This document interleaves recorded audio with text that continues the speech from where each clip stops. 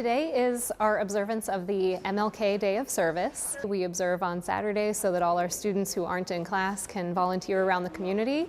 We have 8 or 9 community partners in Canton and Potsdam that we're volunteering with today. Each have 3 to 10 students performing service activities. So we're working with people with developmental disabilities. We're working here at the Arts Council on a community award event.